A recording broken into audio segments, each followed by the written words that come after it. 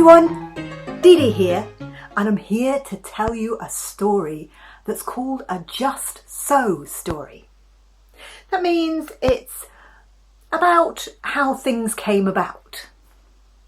And this story is about how the ladybird got her spots. Because you know, it wasn't always that way.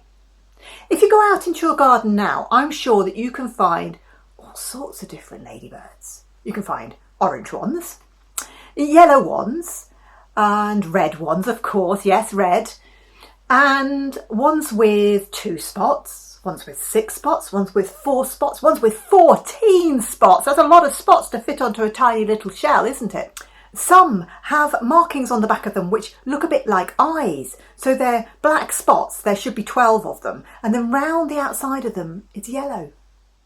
So this is a story about how the ladybird got her spots.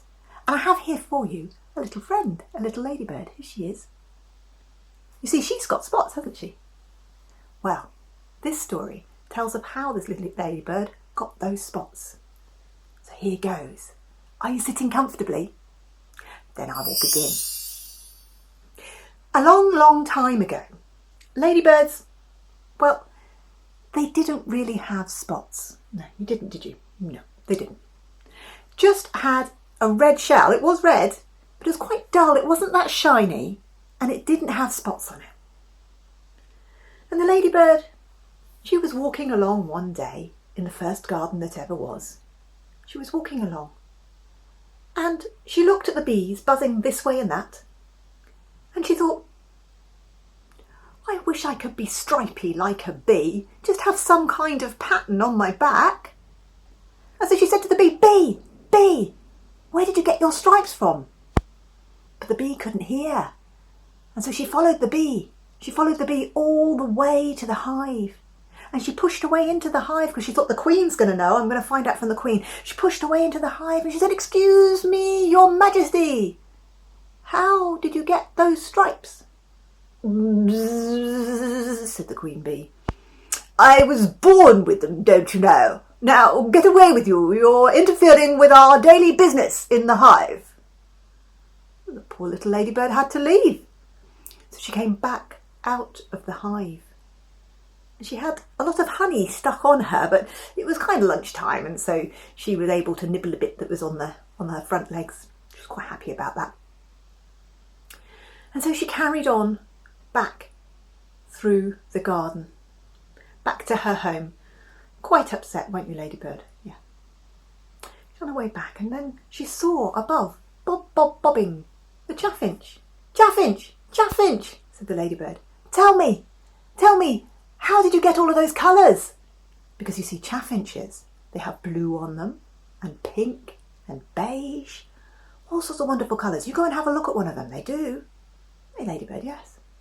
And the chaffinch looked down at the ladybird as he was flying by, and he said, I was born with these colours. Now, I really do have places to be. I'm terribly sorry, ladybird.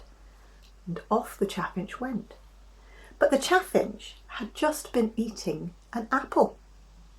And as he opened his mouth, the seeds of the apple dropped from his mouth. And because ladybird had just been in the hive, she had sticky honey all over the back of her shell.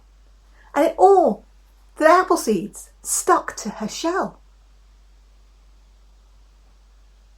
And so, as the ladybird was walking back through the garden and along past the river, she caught a look at herself in the reflection in the water, and she saw that her shell was no longer dull. It was shiny with the honey, and stuck on it were the 6 little apple seeds. She was a very happy ladybird, weren't you? Yes. And from that moment on, ladybirds have always had spots. Yes, they have.